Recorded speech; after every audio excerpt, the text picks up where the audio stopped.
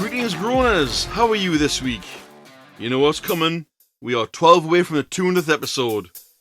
I haven't, nor has admin Nicole even planned for it yet, but hopefully we'll make it a banger. I'm sure we will.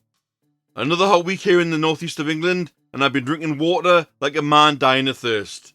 Stay hydrated, Groaners, please, in this heat. But don't worry, the heavens are going to open in the coming week. Yay! I cannot wait to sweat in the heat, yet be drenched by water from the heavens. Which is lesser of two evils, not too sure. What do you think, Groaners? Now then, we've got groans, groantent, and games coming to you. But I'm going to keep it a mystery as episode 188 begins now. My groans kick us off. But yes, there is an audience groan in the wings too, but I'm not going to give you any details on that one, aside from it came in via email. My groans. People with no regard for others as they drive mobility scooters. Right then, I understand you have a medical condition and need the scooter, but can you please drive it safely, especially in bloody doors? In the shop the other day, I was nearly taken out twice by the same person. If you drive a scooter like you're in the Indy 500, I'd hate to see how you drive a car. Just please have a bit of care. Just because you're in a scooter doesn't mean you can bomb around at a million miles an hour in a shop. Cyclists on roads. Why don't cyclists pay insurance for using the roads? They cause issues and just ride off. You are a road user. You take responsibility. You use the roads. You take care of your surroundings and should pay a monthly or yearly fee and register your bike. Stop jumping onto pavements to avoid red lights or going through red lights too. You are idiots as cyclists if you do this. And stop getting councils to build cycle lanes that you're never ever gonna use. You're making roads smaller and more difficult to go down. It's high time cyclists were charged for using roadways. Sorry, no more freebies, guys, I'm afraid. No. And lastly, I know we all need food on the shelves in the shops, but I hate people who pick the shelves clean of stuff. Other people need to buy things. I went in there was no water left, with my favourite flavoured water left. I had to go for a lesser flavour and get smaller ones of a different flavour. Why pick the shelves clean? What's the point? And I noticed all the sparkling water there was still on the shelves. No one likes sparkling water. Get rid of it and put still water up there. No one buys it. Get rid of it and put more still water up there. I'm sorry, sparkling flavoured water of any type tastes like sadness, and I'm going to stand my ground on that. But those are my 3 groans for this week. Sorry, I got a little bit touchy there, Groaners. My apologies. We now move on to our first game of the show, which is 50-50, and I'm going to give you a 3-rounder for it this week. Half a chance per round to get points. Round 1, here we go. And I will pause after each round to give you a minute or so to think. Well, it won't be a minute, but give you some time to think. Here we go, Groaners. Round number 1. Silver is often mistaken as a horror movie weakness for A, werewolves, or B, vampires. Pause your Groaners. Pick your 50-50. Have a think. Is that the one I really want? Unpause and then move on to round number 2.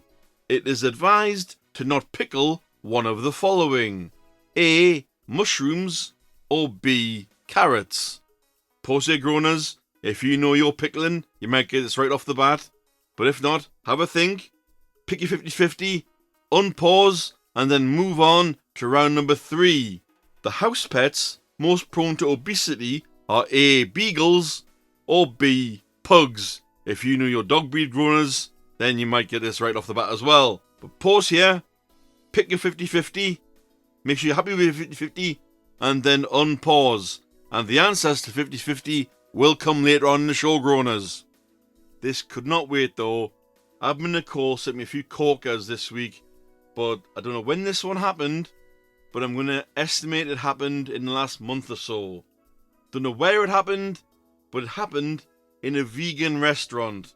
A man walked in dual-wielding 2 steaks, raw, and slapped Dennis in the face, saying if you don't eat your meat, you can't have any pudding. Now, you might be saying, Groaners, where does this fit into the show? Well, where do you think it's going to go? It's definitely going to go in the what the section. I mean, fair enough. Everyone's entitled to how they want to eat. And I would never dare go into a restaurant and go to people, you're wrong, eat this. But clearly this man has had enough of the vegan lifestyle and wants it to stop. So yes, I don't condone that kind of behaviour. Anyone that goes in with dual-wielding raw steaks starts slapping vegans, no, we're not going to take responsibility for that. And if you decide on doing that, you need serious help. But that is the what the for this week. So far, Groaners, we've had our groans, we've had our games, and we've had a what the. So where's it going to take us now to? That is going to take us to, of course, Creepy Corner, hosted by, well, written by Admin Nicole, read by yours truly. Your story for this week is called The Primal Punishment. Damien paced anxiously around Vega as he sat peacefully eating his cakes and watching the cogs slowly begin to turn. He thought maybe this time he'd finally get what he was saying, but unfortunately still nothing. The problem being was that Damien wasn't like them. He wasn't a primal, and he wasn't even supposed to hold this high position he had. Yet that was exactly what Vega wanted him to realise.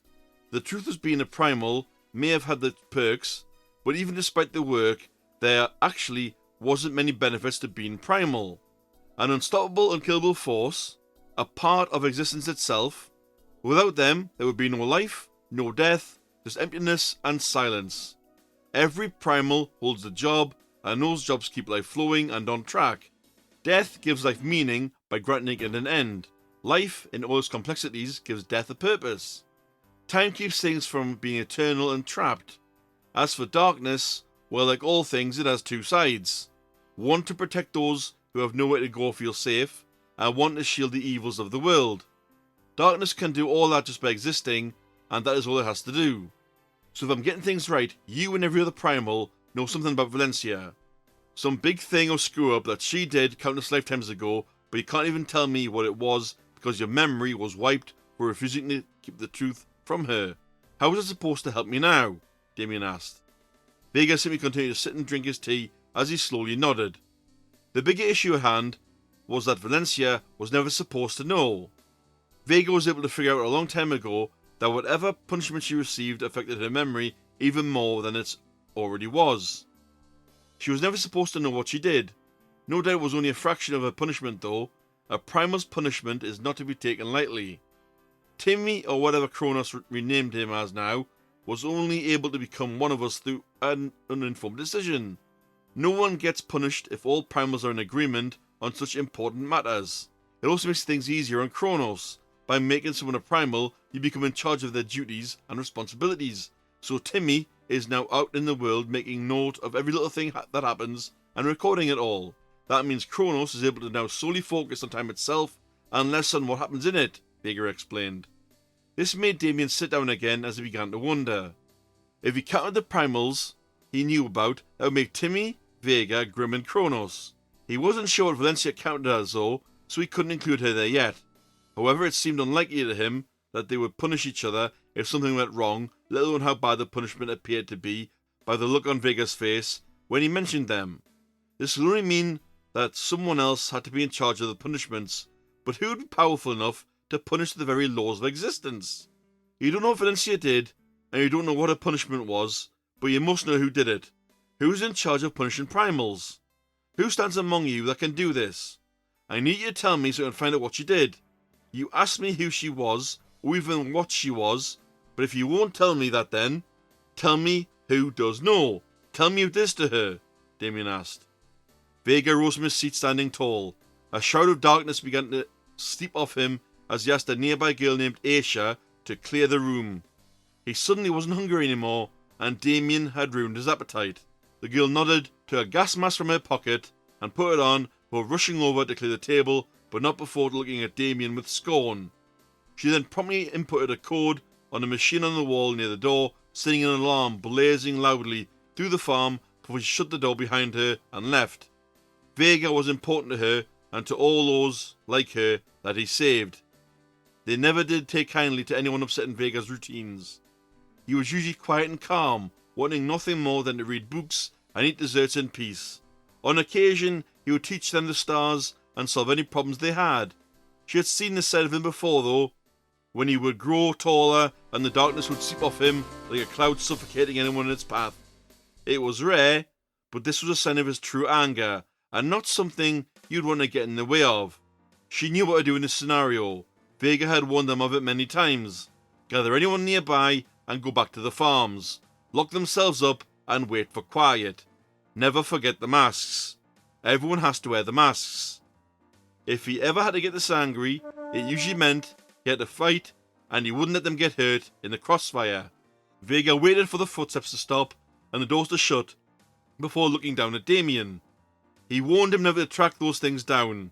A primal's punishment is no joke. It is not even something one can begin to fathom. There are many ways you can punish someone that doesn't die after all, especially when you still need them to function enough to keep the universe working as it should. Why wouldn't you tell me who they are? At least how to find them. You don't even do anything. You're the darkness. All you have to do is exist. You flow everywhere and anywhere. You are shadows. You are evil. You are the night itself. Yet you have no real job. No real power. You probably just got bored and gave yourself a form to enjoy yourself more. What can a blob of ink really do for existence anyway? Damien started getting furious himself as he stood staring up at Vega. The darkness seeped more and more out of Vega, turning the very moon black as he grew. He grabbed Damien by the throat and lifted him, tempted to haul him into the vastness of space and let him enjoy the crippling loneliness he felt for the very first millennia. If you want to know so badly, then how about I show you? How about I tear you limb from limb, putting you back together and doing it again and again? For about, let's say, 2 million years. Shredding you to pieces, putting you back together again, just to keep doing it over and over before I leave you in absolute darkness and loneliness for another 3 million years. You want to believe a primal's punishment isn't so bad? Then I'll happily put you through what I went through. In those very early days of existence, when we were all alone, where I learned that the darkness will always be the most alone. I held it as long as I could, but I couldn't take it anymore. I had better plans. I wanted company. It's all I ever wanted, and I needed it. I'm the reason that the primals have to agree to important things together, because I'm the one who can't stand being alone. So I took part of myself from this endless dark and gave it life. That life became Nova, the very first of her kind to ever exist. It wasn't light, it was an eternal spark in the dark. She drew the moon towards her, and she made countless more sparks that would later become known as stars. She was my daughter, my family, and she was stolen from me, and I was punished for it. She opened her eyes and looked at me before they ripped her from me. 5 million years of punishment. 5 million years before I could actually be with my own daughter, and she didn't even know what she was anymore, or who I was by that point. So don't even think of messing with them, or bringing them back from that pit we threw them into. If Valencia gets punished again, I will destroy your very soul, so you can never reincarnate again. Never underestimate when I say I will do anything for my daughter. Wow! We've learned that Groaners never ever upset Vega, and never ever delve into a primal's business, especially if you yourself are not a primal. Well written there, Nicole. Well done there. There'll be more Creepy Corner to come next week. And just to break with tradition, Groaners, I'm going to give the answer from last week's Anagram Anxiety now. The answer was a sea slug. And if you look at what a sea slug looks like, it does look like a flower. So if anyone did get the anagram from last week, well done. I was useless. I didn't have a clue. But if you got it, you got a point. As is with existence Groaners, there are countless questions asked over the eons of infinity. But one that always gets asked, and sometimes doesn't have the answers to, but we've got answers to, one for this week, kind of, is why or why. There's this new trend online called ball maxing. and doctors are warning about it because it's very dangerous. Yes, it's an online trend, aren't they all? Where men inject saline or surgical lubricants into their nut area to temporarily enlarge them. Experts say the practice can cause infections, nerve damage, and even permanent joy department damage. Why, in the holy life of a fig, would you want to inject something into your plums that could possibly damage them for the rest of your existence on Earth? I know we've also got those people that inject oil into their muscles to look like Popeye. What's up with these two crazes? They're both lethal in some way and life-threatening, as well as disfiguring. Stop doing it! Don't do this. If you can't gain muscles the natural way, just be happy with it and get some little bit of muscle. If you've got testicles and they're small, so what? You don't need to maximize their size. No one's gonna care. And if there is any girl out there, or it's just a woman out there, who cares how big a man's nuts are, then the guy doesn't need help. You do. And that is the why oh why for this week. Could also be constructed as a what the. That's just out there nuts. Just as a side note, Groaners, something a bit more weird as well. On the 13th of May, it was World Cocktail Day. Now, if you spin 13 around, it's 31, right? So that's the 31st of May when this episode will be out on. So we're gonna be a bit cheeky here, and we're gonna put World Cocktail Day on now. So here are the weirdest cocktails from around the world that you will not believe exist. Number 1, the sourdough cocktail in Canada. This is a shot of whiskey served with a real mummified human toe dropped into the glass. Why? Why? 2, snake wine from Vietnam. Rice wine infused with an entire venomous snake, believed by many to boost strength, vitality, and even cure certain illnesses. I'm sorry, but if you're gonna drink from a bottle that holds a dead venomous snake, and if you get any of the venom inside you, it ain't gonna cure you, it's gonna kill you. 3, baby mice wine, which is in China or Korea. A traditional rice wine brewed using newborn mice, often consumed as an old school health tonic, despite being one of the most shocking drinks on Earth. Why am I not surprised? Drinking anything with a dead animal in ain't gonna bring you any health benefits. If anything, it's just gonna taste horrible, I'd imagine, and look disgusting as well. So, no. Nah. Number 4, tuna tears soju. I think that's S-O-J-U. This is South Korea. A bizarre drink made using tuna tears, and this is known for its oily texture, intense flavour, and an experience people never forget. I dread to think how they get the tuna's tears. These drinks, I thought I said 5 of them, only got 4, but these drinks are weird, and I'm not having a pop at people from around the world, but this is just a bit out there, isn't it? Seriously.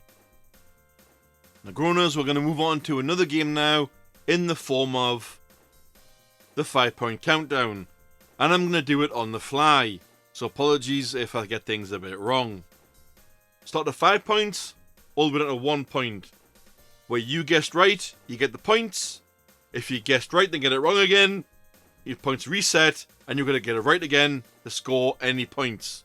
So say you got it right at 5, guess wrong at 4, guess right again at 3, you don't get 5, you get 3. Here we go. For 5 points, your clue is, I can hold a certain amount of power in me, and I'm portable. Clue 4, for 4 points, I can power a wide range of many implements, but I'm limited to USB. Clue 3, for 3 points, there are many sizes of me, from quite small to pretty big, and there are many amps of me as well. Clue 2, for 2 points, I am portable. Clue 1, for 1 point. You can also charge me via the mains or via your PC. What am I? Good luck, Groaners. The answer will come at the end of the show. The answer is a portable power bank. Moving straight along to the audience groan Groaners. I didn't tell you before, but the audience groan came in from California, from Ingrid. And she groans, "Hello, Mistere. I have an audience groan for you. Me and my partner were trying to decide where to go for a meal at the weekend, so we both settled on a little Italian restaurant we've been to before. No problem there, you may think, but we arrived at the destination to find it's no longer trading. Stop killing off smaller businesses. There'll be nothing left at this point. What do you want? People staying in and ordering online at home and killing out of good food and conversation?" Well, Ingrid, that is a really good point. It's happened loads of times here in the UK. It's happened to places like Bella Italia, in a place near me that got cleaned out. I was going to go there a while ago. It got moved. It's now no longer at a place called Silverlink. It mostly seems to be Italian places that get closed down, and a lot of times, nothing's even mentioned. You go, and it's not even, the restaurant you want to go to is not even open anymore. It is so strange, and governments are failing businesses across the world. Get the rents lowered so decent businesses can stay. And if these businesses are family owned, that's even harder on them. So come on, lower the rents for places and let's have decent restaurants staying open rather than horrible restaurants no one goes to being let off the hook. Good groan. Speaking of groans, if you want to groan in like Ingrid did, you can do so in many ways. There's only a few, so here we go. Drop off an email to thegroanzonepod@gmail.com. Find us on Facebook groups under the Groan Zone Podcast Facebook group. Facebook message one of the two of us, that's Nicole Amos, which is admin Nicole, or drop me, which is Mr. E. Groaner, a Facebook message as well. Lastly, place a comment on any episode that you've listened to us on, any platform any episode. Let us know what comment you've dropped off, because we may or may not be able to see it, and then we'll take it from there, Groaners. Remember, without you, there would not be a show. There won't be a picture game for this week, Groaners, so I'm going to leave that alone, but there will be an anagram for next week. I couldn't really settle on a topic for the who, what, where, or what the hell is this, so unfortunately I've had to skip it, which means we go right on the game answers. For 50-50, the answers were the following. For round 1, your options were A, werewolves, or B, vampires. If you went for vampires, you scored a point. If you went for, in round 2, if you went for one of the two options, which is A, mushrooms, or B, carrots, if you went for mushrooms, you got another point. And last round, round 3, if you went for, of the two options, A, beagles, or B, pugs, you went for pugs, you've got points. If you got a clean sweep in that game, well done. And for the last game, which of course was the 5-point countdown, I was doing it on the fly. Might not have been the best one I've ever done, but the answer to that was the power bank. And the reason why I thought of that is, I got myself a power bank on the weekend, and I couldn't remember what voltage or ampage they are in. So I'm sorry to those electronically minded out there that I got that wrong as well. And that, Groaners, brings us to the end of a more Groantent than game-filled episode, but still an episode in the Groan Zone all the same. Hopefully you enjoyed it. Take care. We'll see you next week. Bye-bye.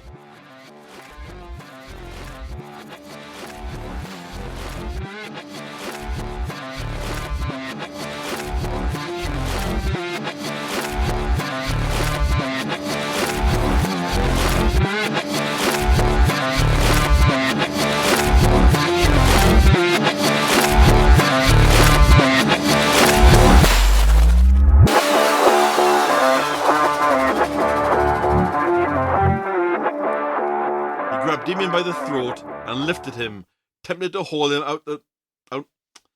So I'm getting things right. You and every death gives life meaning by granting it end. Death gives life Death gives life meaning by granting an end to it. Life, in all its complexity. Death gives life meaning by granting it an end. Life, in all its complexity.